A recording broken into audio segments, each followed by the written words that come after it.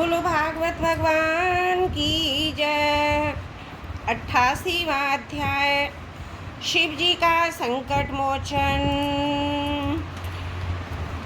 राजा परीक्षित ने पूछा, भगवान शंकर ने समस्त भोगों का परित्याग कर रखा है, परंतु देखा यह जाता है कि जो देवता असुर तथा मनुष्य उनकी उपासना करते हैं वे प्राय धनी और भोग संपन्न हो जाते हैं, और भगवान विष्णु लक्ष्मणपति हैं, परंतु उनकी उपासना करने वाले प्राय धनी और भोग संपन्न नहीं होते। दोनों प्रभु त्याग और भोग की दृष्टि से एक दूसरे से विरुद्ध स्वभाव वाले हैं, परंतु उनके उपासकों को उनके स्वरूप के विपरीत फल मिलता है। मुझे इस विषय में बड़ा संदेह है कि त्यागी की उपासना से भोग और लक्ष्मीपति की उपासना से त्याग कैसे मिलता है। मैं ये आपसे जानना चाहता हूँ। श्री सुखदेव जी कहते हैं, परीक्षित, शिव जी सदा अपनी शक्ति से युक्त रहते हैं। वे सत्व और गुणों से युक्त तथा अहंकार के अधिष्ठाता हैं। अहंकार के 3 भेद हैं, वैकारिक, तेजस और तामस। त्रिविध अहंकार से 16 विकार हुए, 10 इंद्रियां, 5 महाभूत और 1 मन। अतः इन सबके अधिष्ठात देवताओं में से किसी एक की उपासना करने पर समस्त ऐश्वर्यों की प्राप्ति हो जाती है। परंतु परीक्षित, भगवान श्री हरि तो प्रकृति से परे स्वयं पुरुषोत्तम प्रकृति गुण रहित हैं, जो सर्वक तथा सबके अंतर कारणों के साक्षी हैं। जो उनका भजन करता है स्वयं भी गुणातीत होता है। परीक्षित, जब तुम्हारे दादा धर्मराज युधिष्ठिर अश्वमेध यज्ञ कर चुके, तब भगवान से विविध प्रकार के धर्मों का वर्णन सुनते समय उन्होंने भी यही प्रश्न किया था। परीक्षित, भगवान श्री कृष्ण सर्वशक्तिमान परमेश्वर ने मनुष्यों के कल्याण के लिए ही उन्होंने यदुवंश में अवतार धारण किया था। राजा युधिष्ठिर का प्रश्न और उनकी सुनने की इच्छा देखकर उन्होंने प्रसन्नता पूर्वक इस प्रकार उत्तर दिया था। भगवान श्री कृष्ण ने कहा, राजन, जिस पर मैं कृपा करता हूँ उसका सब धन धीरे धीरे छीन लेता हूँ। जब वह निर्धन हो जाता है तब उसके सगे संबंधी उसके दुखाकुल चित्त की परवाह न करके उसे छोड़ देते हैं। फिर वह धन के लिए उद्योग करने लगता है, तब मैं उसका प्रयत्न भी निष्फल कर देता हूँ। इस प्रकार बार बार असफल होने के कारण जब धन कामने से उसका मन विरक्त हो जाता है, उसे दुख समझकर वह इधर से मुंह मोड़ लेता है और मेरे प्रेमी भक्तों का आश्रय लेकर उनसे मेलजोल करता है। तब मैं उस पर अपनी हेतु कृपा की वर्षा करता हूँ। मेरी कृपा से उसे परम सूक्ष्म अनंत सच्चिदानंद स्वरूप पर ब्रह्म की प्राप्ति हो जाती है। इस प्रकार मेरी प्रसन्नता, मेरी आराधना बहुत कठिन है। इसी से साधारण लोग मुझे छोड़कर मेरे ही दूसरे अन्य देवताओं की आराधना करते हैं। दूसरे देवता आशुतोष हैं, वे झटपट पिघल पड़ते हैं और अपने भक्तों को साम्राज्य लक्ष्मी दे देते हैं। उसे पाकर वे क्षण प्रमादी और उन्मत्त हो जाते हैं, अपने वरदाता देवताओं को भी भूल जाते हैं तथा उनका तिरस्कार कर बैठते हैं। श्री सुखदेव जी कहते हैं, परीक्षित, ब्रह्मा विष्णु महादेव तीनों शाप और वरदान देने में समर्थ हैं, परंतु इनमें महादेव और ब्रह्मा शीघ्र ही प्रसन्न या रुष्ट होकर वरदान अथवा शाप दे देते हैं, परंतु विष्णु भगवान वैसे नहीं हैं। इस विषय में महात्मा लोग एक प्राचीन इतिहास कहा करते थे। भगवान शंकर एक बार बकासुर को वर देखकर संकट में पड़ गए थे। परीक्षित, बकासुर शकुनी का पुत्र था। उसकी बुद्धि बहुत बिगड़ी हुई थी। एक दिन कहीं जाते समय उन्होंने देवर्षि नारद को देख लिया और उनसे पूछा, तीनों देवताओं में झटपट प्रसन्न होने वाला कौन है? परीक्षित, देवर्षि नारद ने कहा, तुम भगवान शंकर की आराधना करो, इससे तुम्हारा मनोरथ बहुत जल्दी पूरा हो जाएगा। वे थोड़े ही गुणों से शीघ्र प्रसन्न और थोड़े ही समय में अपराध तुरंत क्रोध कर बैठते हैं। रावण और बाणासुर ने केवल बंदी जनों के समान शंकर जी की कुछ स्तुतियाँ की, इससे वे प्रसन्न हो गए। उन्होंने अतुलनीय शरीर दे दिया। बाद में रावण के कैलाश उठाने और बाणासुर के नगर की रक्षा का भार लेने से वे उनके संकट में भी पड़ गए। नारद जी का उपदेश पाकर बकासुर केदार क्षेत्र में गया। अग्नि का भगवान शंकर का मुख मानकर अपने शरीर का मांस काट काट कर उसमें हवन करने लगा।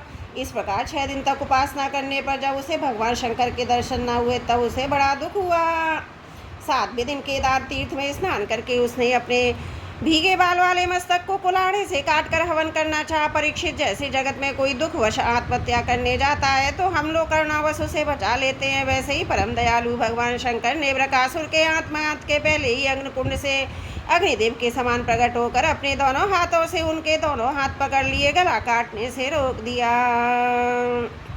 उनका स्पर्श होते ही बकासुर के अंग के ज्यों त्यों पूर्ण हो गए। भगवान शंकर ने बकासुर से कहा, प्यारे बकासुर, बस करो, बहुत हो गया। मैं तुम्हें वर देना चाहता हूँ, तुम मुँह मांगा वर मांग लो। अरे भाई, मैं तो अपने शरणागत भक्तों पर केवल जल चढ़ाने से ही संतुष्ट हो जाया करता हूँ। भला तुम झूठ मूठ अपने शरीर को क्यों पीड़ा दे रहे थे परीक्षित? अत्यंत पापी प्रकाशुर ने समस्त प्राणियों को भयभीत करने वाला यह वर मांगा कि मैं जिसके सिर पर हाथ रख दूं वह मर जाए। परीक्षित उसकी ये याचना सुनकर भगवान रुद्र पहले तो कुछ अनमने से हो गए, फिर हंसकर कह दिया, अच्छा ऐसा ही हो। ऐसा वर देकर उन्होंने मानो सांप को अमृत पिला दिया। भगवान शंकर के इस प्रकार कह देने पर प्रकाशुर के मन में लालसा हो आई कि मैं पार्वती जी को ही हर लूँगा। वह असुर शंकर जी के वर की परीक्षा के लिए उन्हीं के सिर पर हाथ रखने का उद्योग करने लगा। अब तो शंकर जी अपने दिए वरदान से ही भयभीत हो गए। वह उनका पीछा करने लगा और उनसे डरकर कांपते हुए भागने लगा। वे पृथ्वी स्वर्ग दिशाओं के अंत तक दौड़ते रहे, परंतु फिर भी उसे पीछा करते देखकर उत्तर की ओर बढ़े। जब बड़े बड़े देवता उस संकट को टालने का कोई उपाय न देखकर चुप रह गए, अंत में प्राकृतिक अंधकार से पूरे भगवान शंकर वैकुंठ लोक में गए। वैकुंठ में स्वयं भगवान नारायण निवास करते थे। एकमात्र में ही सन्यासियों की परम गति है। सारे जगत को अवैधान करके शांत भाव में स्थित हो गए। वैकुंठ में जाकर जीव को फिर लौटना नहीं पड़ता। भक्त वह हाकारी भगवान देना शंकर तो बड़े संकट में पड़ गए। तब वे अपनी योग माया से ब्रह्मचारी बनकर दूर से ही धीरे धीरे प्रकाशुर की ओर आने लगे। भगवान ने मूंछ की मेखला, काला मूर्ख चर्म दंड और रुद्राक्षी माला धारण कर रखी थी। उनके एक एक अंग से ऐसी ज्योति निकल रही थी मानो आग धधक रही हो। वे हाथ में कुशरू लिए हुए थे। प्रकाशुर को देखकर उन्होंने बड़ी नम्रता से झुककर प्रणाम किया। ब्रह्मचारी वेशधारी भगवान ने कहा, शकुनी नंदन प्रकाशुर जी, आप इस वस्ती बहुत थक जाने से पड़ते हैं। आज आप बहुत दूर से आ रहे हैं, क्या तनिक विश्राम तो कर लीजिए। देखिए, शरीर ही सारे सुखों की जड़ है, इसी से सारी कामनाएं पूर्ण होती हैं। इसे अधिक कष्ट न देना चाहिए।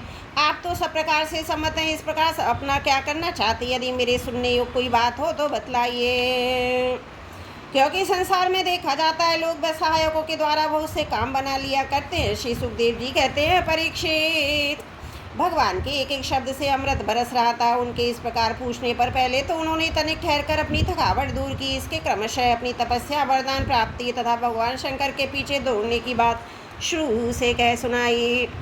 श्री भगवान ने कहा, अच्छा ऐसी बात है, तो अब तो भाई हम उसकी बात पर विश्वास नहीं करते। आप नहीं जानते क्या, वो तो दक्ष प्रजापति के शाप से पिशाच भाव को प्राप्त हो रहा है। आजकल वही प्रेतों पिशाचों का सम्राट है। दानवराज, आप इतने बड़े होकर इतनी छोटी छोटी बातों पर विश्वास कर लेते हैं। आप यदि उसे जगत गुरु मानते हो, उसकी बात पर विश्वास करते हो, तो झटपट अपने सिर पर हाथ रखकर परीक्षा कर लीजिए। दानव शिरोमणे, यदि किसी एक प्रकार शंकर की बात असत्य निकले तो उस असत्यवादी को मार डालिए, जिससे वह कभी झूठ ना बोल सके। परीक्षित, भगवान ने ऐसी मोहित करने वाली अद्भुत और मीठी बात कही कि उसकी विवेक बुद्धि जाती रही। उस दुर्बुद्धि ने भूलकर अपने ही सिर पर हाथ रख लिया। बस उसी क्षण उसका सिर फट गया और वहीं धरती पर गिर पड़ा, मानो उस पर बिजली गिर पड़ी हो। उस समय आकाश में देवता लोग जय जय, नमो नमो, साधु साधु के नारे लगाने लगे। पापी प्रकाशुर की मृत्यु से देवता, ऋषि, पितर, गंधर्व अत्यंत प्रसन्न होकर पुष्पों की वर्षा करने लगे। भगवान शंकर उस विकट संकट से मुक्त हो गए। अब भगवान पुरुषोत्तम ने भय मुक्त शंकर जी से पूछा, देवादिदेव, बड़े हर्ष की बात है, इस दुष्ट को इसके पापों ने ही नष्ट कर दिया। परमेश्वर, भला ऐसा कौन प्राणी है जो महापुरुषों का अपराध करके कुशल से रह सके? फिर स्वयं जगत गुरु विश्वेश्वर आपका अपराध करके तो कोई सकुशल रह ही कैसे सकता है? भगवान अनंत शक्तियों के समुद्र हैं। उनकी एक एक शक्ति मनोवाणी की सीमा के परे है। वे प्रकृति से अतीत स्वयं परमात्मा है। उनकी शंकर जी को संकट से छुड़ाने की ये लीला जो कोई कहता है या सुनता है, उसके संसार के बंधन और शत्रुओं के भय से मुक्त हो जाता है। बोलो भागवत भगवान की जय। दसम स्कंद 28वां अध्याय। बोलो भागवत भगवान की जय। दसम स्कंद 88वां अध्याय समाप्त। त्रुटियों के लिए क्षमा चाहती हूँ। बोलो भागवत भगवान की जय। दशम स्कंद 89वां अध्याय। भृगु जी के द्वारा त्रिदेवों की परीक्षा तथा भगवान का मरे हुए ब्राह्मण बालकों को वापस लाना। श्री सुखदेव जी कहते हैं, परीक्षित, एक बार सरस्वती नदी के पावन तट पर यज्ञ प्रारंभ करने के लिए बड़े बड़े ऋषि मुनि एकत्रित हुए। उन लोगों में से विषय पर वाद विवाद चला कि ब्रह्मा, शिव और विष्णु में सबसे बड़ा कौन है। परीक्षित, उन लोगों ने यह बात जानने के लिए ब्रह्मा, विष्णु, शिव जी की परीक्षा लेने के उद्देश्य से ब्रह्मा के पुत्र भृगु जी को उनके पास भेजा। महर्षि भृगु सबसे पहले ब्रह्मा जी की सभा में गए। उन्होंने ब्रह्मा जी के धैर्य आदि की परीक्षा करने के लिए नमस्कार किया। ना तो उनकी स्तुति की, इस पर ऐसा मालूम हुआ कि ब्रह्मा जी अपने तेज से दहक रहे। उन्हें क्रोध आ गया, परंतु जब समर्थ ब्रह्मा जी ने देखा तो ये मेरा पुत्र ही है, तब उनमें मन में उठे हुए क्रोध को भीतर ही भीतर विवेक बुद्धि से दबा दिया। ठीक वैसे ही जैसे कोई अरण्य मंथन से उत्पन्न अग्नि को जल से बुझा दे, वहाँ से महर्षि भृगु कैलाश में गए। देवादिदेव भगवान शंकर ने जब देखा कि मेरे वायु भृगु जी आए हुए हैं, तब उन्होंने बड़े आनंद से खड़े होकर उनका आलिंगन करने के लिए भुजाएं फैला दी। परंतु महर्षि भृगु ने उनसे आलिंगन करना स्वीकार न किया। कहा, तुम लोग और वेद की मर्यादा उल्लंघन करते हो, इसलिए मैं तुमसे नहीं मिलता। भृगु जी की ये बात सुनकर भगवान शंकर क्रोध के मारे तिल पिल्ला उठे। उनकी आंखें चढ़ गईं। उन्होंने त्रिशूल उठाकर महर्षि भृगु को मारना चाहा, परंतु उसी समय भगवती सती ने उनके चरणों पर गिरकर बहुत विनय की और किसी प्रकार उनका क्रोध शांत किया। अब भृगु जी भगवान विष्णु के निवास स्थान वैकुंठ में गए। उस समय भगवान विष्णु लक्ष्मी जी की गोद में अपना सिर रखकर लेटे हुए थे। भृगु जी ने जाकर उनके वक्षस्थल पर एक लात कसकर जमा दी। भक्त वत्सल भगवान विष्णु लक्ष्मी जी के साथ उठ बैठे और झटपट अपनी शैया से नीचे उतरकर मुनि को सिर झुकाया, प्रणाम किया। भगवान ने कहा, ब्रह्मन आपका स्वागत है, आप पहले पधारे। इस आसन पर बैठकर कुछ क्षण विश्राम कीजिए। प्रभु, मुझे आपके शुभागमन का पता न था, इसी से मैं आपकी आगवानी न कर सका, मेरा अपराध क्षमा कीजिए। महामुने, आपके चरण कमल अत्यंत कोमल है। यूँ कहकर भृगु जी के चरण कमल भगवान ने अपने हाथों से सहलाने लगे और बोले, महर्षि, आपके चरणों का जल तीर्थों का भी तीर्थ बनाने वाला है। आप इससे बैकुंठ लोग मुझे और मेरे अंदर रहने वाले लोकपालों को पवित्र कीजिए। भगवान, आपके चरण कमलों के स्पर्श से मेरे सारे पाप धुल गए। आज मैं लक्ष्मी जी का एकमात्र आश्रय हो गया हूँ। अब आपके चरणों में चिन्हित मेरे वक्षस्थल लक्ष्मी सदा सर्वदा निवास करेंगी। श्री सुखदेव जी कहते हैं, जब भगवान ने अत्यंत गंभीर वाणी से इस प्रकार कहा, तब भृगु जी परम सुखी और तृप्त हो गए। भक्ति के उद्रेक से उनका गला भराया, आंखों में आंसू झलक आए और चुपचाप हो गए। परीक्षित, भृगु जी वहाँ से लौटकर ब्रह्मादि मुनियों के सत्संग में आए। उन्हें ब्रह्मा, शिव, विष्णु भगवान के यहाँ जो कुछ अनुभव हुआ था वह सब कह सुनाया। भृगु जी का अनुभव सुनकर सभी ऋषि मुनियों को बड़ा विस्मय हुआ। उनका संदेह दूर हो गया। तब से वे भगवान विष्णु को ही सर्वश्रेष्ठ मानने लगे, क्योंकि वे ही शांति और भय के उद्गम स्थान है। भगवान विष्णु से ही साक्षात धर्म, ज्ञान, वैराग्य, 8 प्रकार के यश और चित्त को शुद्ध करने वाला यश प्राप्त होता है। शांत, समचित, किंचन, सबको अभय देने वाले साधु मुनियों की भी वे एकमात्र परम गति है, ऐसा सारे शास्त्र कहते हैं। उनकी प्रिय मूर्ति है, सत और इष्ट देव है। ब्राह्मण निष्काम, शांत और निपुण बुद्धि, विवेक संपन्न पुरुष उनका भजन करते हैं। भगवान की गुणमयी माया ने राक्षस, असुर, देवता उनकी ये 3 मूर्तियां बना दी हैं। इनमें सत्वमयी देव मूर्ति उनकी प्राप्ति का साधन है। वे स्वयं समस्त पुरुषार्थ स्वरूप हैं। श्री सुखदेव जी कहते हैं, परीक्षित, सरस्वती तट के ऋषियों ने अपने लिए नहीं मनुष्यों के संशय मिटाने के लिए ऐसी युक्ति रची थी। पुरुषोत्तम भगवान के चरण कमलों की सेवा करके उन्होंने उनका परम पद प्राप्त किया। सूत जी कहते हैं, शौनक आदि ऋषियों, भगवान पुरुषोत्तम की ये कमनीय कीर्ति तथा जन्म मृत्यु रूप संसार के भय को मिटाने वाली यह व्यास नंदन भगवान श्री सुखदेव जी के मुखार बिंदु निकली हुई सुरभिमयी मधुमयी सुधाधारा है। इस संसार के लंबे पथ का तो बटोई अपने कानों के दोनों से इसका निरंतर पान करता रहता है। उसकी सारी थकावट जो जगत में इधर उधर भटकने से होती है, दूर हो जाती है। श्री सुखदेव जी कहते हैं, परीक्षित, एक दिन की बात है, द्वारकापुरी में किसी ब्राह्मणी के गर्भ से एक पुत्र पैदा हुआ, परंतु वह उसी समय पृथ्वी का स्पर्श होते ही मर गया। ब्राह्मण अपने बालक का मृत शरीर देखकर राजमहल के द्वार पार पर गया। वहाँ उसने रखकर अत्यंत आतुरता और दुखी मन से विलाप करता हुआ कहने लगा, इसमें संदेह नहीं कि ब्राह्मण द्रोही, धूर्त, कपड़ और विषयी राजा के कर्म दोष से ही मेरे बालक की मृत्यु हुई है। जो राजा हिंसा परायण, दुशील और चिंतनीय होता है, उसे राजा मानकर सेवा करने वाली प्रजा दरिद्र होकर दुख और दुख भोगती रहती है। उसके सामने संकट पर संकट आते रहते हैं। परीक्षित, इसी प्रकार अपने दूसरे और तीसरे बालक के भी पैदा होते ही मर जाने पर ब्राह्मण लड़के की लाश राजमहल के दरवाजे पर डाल गया। वही बात कहा। नवे बालक के मरने पर जब आया तब उस समय भगवान श्री कृष्ण के पास अर्जुन बैठे हुए थे। उन्होंने ब्राह्मण की बात सुनकर उनसे कहा, ब्राह्मण, आपके निवास स्थान द्वारका में कोई धनुषधारी क्षत्रिय नहीं है क्या? मालूम होता ही यदुवंशी ब्राह्मण है और प्रजा पालन का परित्याग करके किसी यज्ञ में बैठे हुए हैं। जिनके राज्य में धन, स्त्री तथा पुत्रों से भी युक्त होकर ब्राह्मण दुखी होते हैं, वे क्षत्रिय नहीं है। क्षत्रिय के वेश में पेट पालने वाले नट हैं। उनका जीवन व्यर्थ है। भगवान, मैं समझता हूँ कि आप स्त्री पुरुष अपने पुत्रों की मृत्यु से दीन हो रहे हैं। मैं आपकी संतान की रक्षा करूँगा। यदि मैं आपकी प्रतिज्ञा पूरी न कर सका तो आग में कूद कर जल मलूंगा। इस प्रकार जो मेरे पाप का प्रायश्चित हो जाएगा। ब्राह्मण ने कहा, अर्जुन, यहाँ बलराम जी भगवान श्री कृष्ण धनुषधारी शिरोमणि प्रद्युम्न अदिति योद्धा अनिरुद्ध भी जब मेरे बालक की रक्षा करने में समर्थ नहीं है, इन जगदीश्वरों के लिए भी ये काम कठिन हो रहा है, तब तुम इसे कैसे करना चाहते हो? सचमुच ये तुम्हारी मूर्खता है। हम तुम्हारी इस बात पर बिल्कुल विश्वास नहीं करते। अर्जुन ने कहा, ब्राह्मण में बलराम श्री कृष्ण अथवा प्रद्युम्न नहीं हूँ, मैं हूँ अर्जुन, जिसका गांडीव नामक धनुष विश्वविख्यात है। ब्राह्मण देवता, आप मेरे बल पौरुष का तिरस्कार मत कीजिए। आप जानते नहीं, मैं अपने पराक्रम से भगवान शंकर को संतुष्ट कर चुका हूँ। भगवान, मैं आपसे अधिक क्या कहूँ? मैं युद्ध में साक्षात मृत्यु को भी जीतकर आपकी संतान ला दूंगा। परीक्षित, जब अर्जुन ने इस ब्राह्मण को इस प्रकार विश्वास दिलाया तब वह लोगों से उनके बल पौरुष का खजाना बड़ी प्रशंसा से अपने घर लौट आए। प्रसव का समय निकट आने पर ब्राह्मण आतुर होकर अर्जुन के पास आया, कहने लगा, इस बार तुम मेरे बच्चे को मृत्यु से बचा लो। यह सुनकर अर्जुन ने शुद्ध जल से आचमन किया तथा भगवान शंकर को नमस्कार किया। फिर दिव्य अस्त्रों का स्मरण किया, गांडी धनुष पर डोरी डालकर क्रोध हाथ में ले लिया। अर्जुन ने बाणों को अनेक प्रकार के अस्त्र मंत्रों से अभिमंत्रित करके प्रसव ग्रह को चारों ओर से घेर लिया। इस प्रकार उन्होंने सूतिका ग्रह के ऊपर नीचे अगल बगल बाणों का एक पिंजड़ा सा बना दिया। इसके बाद ब्राह्मणी के गर्भ से एक शिशु पैदा हुआ जो बार बार रो रहा था। तुरंत देखते देखते शरीर आकाश में अंतर्ध्यान हो गया। अब वह ब्राह्मण भगवान श्री कृष्ण के सामने अर्जुन की निंदा करने लगा। वह बोला, मेरी मूर्खता तो देखो, मैंने इस नपुंसक की डींग भरी बातों पर विश्वास कर लिया। भला जिसे प्रद्युम्न अनिरुद्ध यहाँ तक कि बलराम और भगवान श्री कृष्ण भी ना बचा सके, इसकी रक्षा करने में कौन समर्थ है? मिथ्यावादी अर्जुन को धिक्कार है। अपने मुंह अपनी बड़ाई करने वाले अर्जुन को अनिरुद्ध धिक्कार है। इसकी दुर्बुद्धि तो देखो, ये मूर्ता बस इस बालक को लौटा लाना चाहता है जिसे प्रारब्ध ने इससे अलग कर दिया है। जब वह ब्राह्मण इस प्रकार उन्हें भला बुरा कहने लगा तब अर्जुन योग बल से तत्काल संयमी पुरी में गए जहाँ भगवान यमराज निवास करते थे।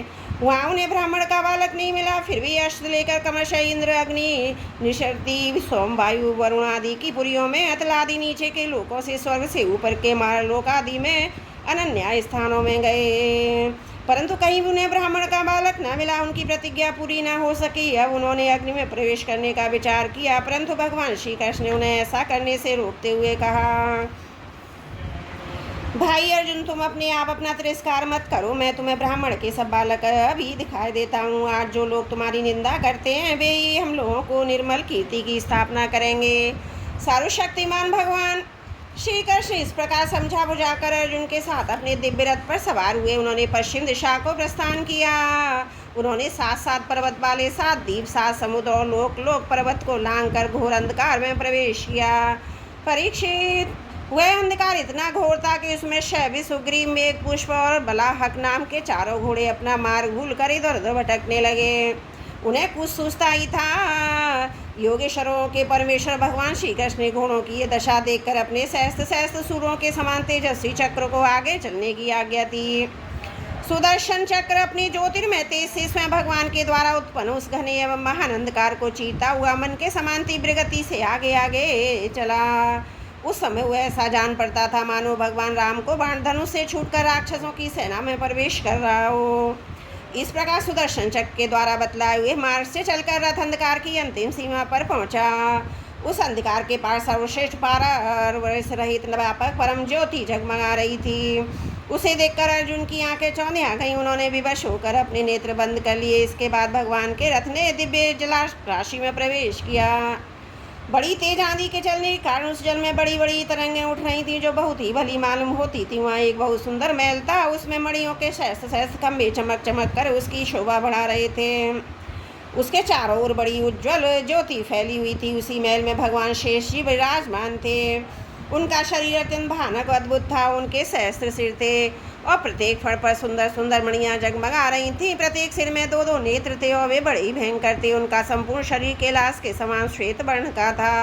गला तथा जीभ नीचे रंग की थी। परीक्षित, अर्जुन ने देखा शेष भगवान की सुखमयी शैया पर सर्वव्यापक भगवान, प्रभावशाली परम पुरुषोत्तम भगवान विराजमान है। उनके शरीर की कांति वर्षाकालीन मेघ के समान श्यामल है। अत्यंत सुंदर पीला वस्त्र धारण किए हुए मुख पर प्रसन्नता खिल रही है। बहुमूल्य मणियों से जड़ित मुकुट कुंडलों की कांति से सहस्त्रों घुंघराली हल्के चमक रही हैं। लंबी लंबी सुंदर 8 भुजाएं, गले में कौस्तुक मणि है, बक्षिस बस का चिन्ह है, घुटनों तक बनमाला लटक रही है।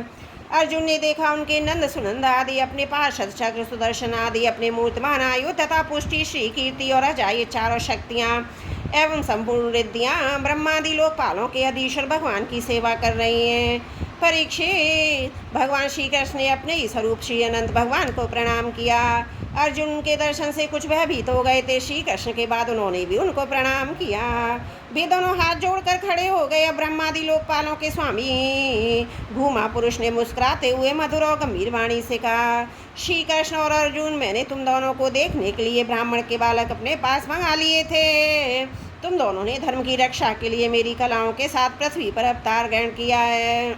पृथ्वी के भार रूप दैत्यों का संहार करके शीघ्र से ही शीघ्र तुम लोग मेरे लिए पास लौट आए।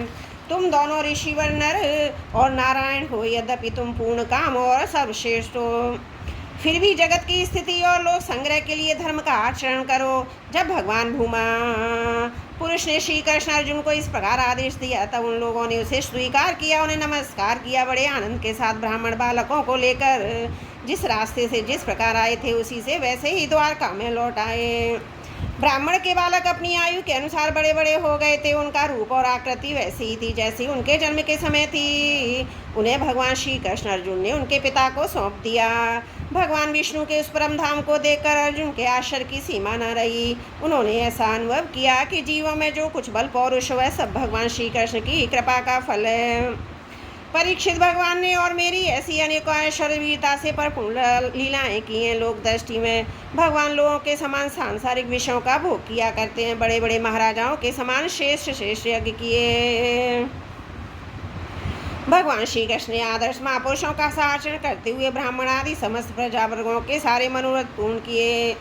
ठीक वैसे ही जैसे इंद्र के प्रजा के लिए समानुसार वर्षा करते हैं, उन्होंने बहुत से अधर्मी राजाओं को स्वयं मार डाला और बहुतों को अर्जुन आदि के द्वारा मरवा डाला। इस प्रकार धर्मराज युधिष्ठिर आदि धार्मिक राजाओं से उन्होंने अनायासी सारी पृथ्वी में धर्म मर्यादा की स्थापना की। बोलो भागवत भगवान की जय। दशम स्कंद 89वां अध्याय समाप्त। त्रुटियों के लिए क्षमा चाहती हूँ। बोलो भागवत भगवान की जय। दशम स्कंद 90वां अध्याय। भगवान श्री कृष्ण की लीला विहार का वर्णन। श्री सुखदेव जी कहते हैं, परीक्षित, द्वारका नगरी की छठा अलौकिक थी। उनकी सड़कें मत जूते और मत वाले हाथियों, सुसज्जित योद्धाओं और घोड़ों स्वर्ण रथों की भीड़ से सदा सर्वदा भरी रहती थी। जिधर देखिए उधर ही हरे हरे वन उद्यान लहरा रहे हैं। पात के पात वृक्ष फूलों से लदे हुए, उन पर बैठकर भौरे गुनगुना रहे हैं, तरह तरह के पक्षी कलरव कर रहे हैं। वह नगरी सब प्रकार की संपत्तियों से भरपूर थी। जगत के श्रेष्ठ वीर यदुवंशी उसका सेवन करने में अपना सौभाग्य मानते थे। वहाँ की स्त्रियाँ सुंदर वेशभूषा से विभूषित थीं। उनके अंग अंग से जवानी की छटा झटकती थी। वे जब अपने महलों में गेंदादी की खेल करती थी, उनका कोई अंग नहीं दिख जाता। ऐसा जान पड़ता मानो बिजली चमक रही। लक्ष्मीपति भगवान की यही सारी नगरी द्वारका थी। इसी में निवास करते थे भगवान श्री कृष्ण। 16,000 से अधिक पत्नियों के एकमात्र प्राण वल्लभ थे। उन पत्नियों के अलग अलग महल भी परमेश्वर से संबंध थे। जितनी पत्नियां थीं उतने ही अद्भुत रूप धारण करके वे उनके साथ विहार करते थे। सभी पत्नियों के महलों में सुंदर सुंदर सरोवर थे। उनका निर्मल जल खिले हुए नीले पीले श्वेत लाल आदि भांति भांति के कमलों के पराग से महकता रहता था। उनमें झुंड के झुंड हंस सारस आदि सुंदर सुंदर पक्षी चहकते थे। भगवान श्री कृष्ण जलाशयों में तथा कभी कभी नदियों के जल में प्रवेश कर अपनी पत्नियों के साथ जल विहार करते थे। पत्नियों के साथ विहार करने वाली पत्नियां जब अपने पुष्पास में बांध लेती, आलिंगन करती, भगवान के श्रीअंग में वक्षस्थल स्थल की केसर लग जाती थी। उस समय गंधर्व और यश का गान करने लगते थे। सूत मागध बंदी जरम प्रिय आनंद से मृदंग ढोल नगारे बीड़ा आदि बाजे बजाने लगते थे। भगवान की पत्नियां कभी कभी हंसते हंसते पिचकारियों से उन्हें भिगो देती थी। वे भी उनको तर कर देते। इस प्रकार भगवान अपनी पत्नियों के साथ क्रीड़ा करते, मानो यक्षराज को मेरे यक्षणियों के साथ विहार कर रहे हों। उस समय भगवान की पत्नियों के वक्षस्थल और जंघा आदि जो वस्त्रों के भीग जाने के कारण उनमें से झलकने लगते। उनकी बड़ी बड़ी चोटियां जूड़ों में से गुते हुए फूल गिरने लगते। वे उन्हें भिंगे तो वे पिचकारी छीन लेने के लिए उनके पास पहुंच जाती। इसी बहाने अपने प्रियतम का आलिंगन कर लेती। उनके स्पर्श से पत्नियों के हृदय में प्रेम भाव की अभिवृद्धि हो जाती, जिससे उनका मुख कमल खिल उठता। ऐसे अवसरों पर उनकी शोभा और भी बढ़ जाया करती थी। उस समय भगवान श्री कृष्ण की बनमाला उन रानियों के वक्षस्थल पर लगी हुई केसर के रंग से रंग जाती, बिहार में अत्यंत मग्न हो जाते, कारण घुंघराली अलकें अनुमुक्त भाव से लहराने लगती। भी अपनी रानियों को बार बार भिंगो देते, रानियां भी उन्हें सराहर कर देती। भगवान श्री कृष्ण उनके साथ इस प्रकार विहार करते मानो कोई कचरा हाथनियों से घिरकर उनके साथ क्रीड़ा कर रहा हो। भगवान श्री कृष्ण की पत्नियां क्रीड़ा करने के बाद अपने अपने वस्त्र भूषण उतार कर उन नर्तकियों को दे देते, जिनकी जीविका का केवल गाना बजाना ही है। परीक्षित भगवान इसी प्रकार उनके साथ विहार करते। उनकी चाल ढाल, बातचीत, चितवन, मुस्कान, हास विलास, आलिंगन आदि से रानियों की चितवत्ती उन्हीं की ओर खिंच रहती। उन्हें और किसी बात का स्मरण ही न होता। परीक्षित रानियों के जीवन सर्वस्व उनके एकमात्र हृदयेश्वर भगवान श्री कृष्ण ही थे। वे कमल नयन श्याम सुंदर के चिंतन में ही अपनी मगन हो जाती। कोई देर तक तो चुप रहती और फिर उन्मत्त के समान असम्मत बातें कहने लगती। कभी कभी तो भगवान श्री कृष्ण की उपस्थिति में ही प्रेमानुवादों कारण उनके विरह का अनुमान करने लगी। न जाने क्या क्या कहने लगी। मैं उनकी बात तुम्हें सुनाता हूँ। रानियां कहती, अरे कुर्री, अब तो बड़ी रात हो गई है, संसार में सब ओर सन्नाटा छा गया है। देख इस समय स्वयं भगवान अपना अखंड वो छिपा कर सो रहे हैं और तुझे नींद ही नहीं आती है। तू इस प्रकार रात भर जाग कर विलाप क्यों कर रही है? सखी कहीं कमल नयन भगवान के मधुर हास्य लीला भरी उदार स्वीकृति सूचक चितवन से तेरा हृदय तो हमारी तरह बीत तो नहीं गया। अरे शक्ति, तूने रात के समय अपने नेत्र क्यों बंद कर लिए? क्या तेरे पतिदेव कहीं विदेश चले गए हैं? अब तू इस प्रकार करुणा स्वर से पुकार रही है? हाय हाय, तब तो बड़ी दुखनी है। परंतु हो ना हो, मेरे हृदय में हमारे ही समान भगवान की दासी होने का भाव जाग गया। क्या अब तू उनके चरणों पर चढ़ाई हुई पुष्पों की माला अपनी चोटियों में धारण करना चाहती है?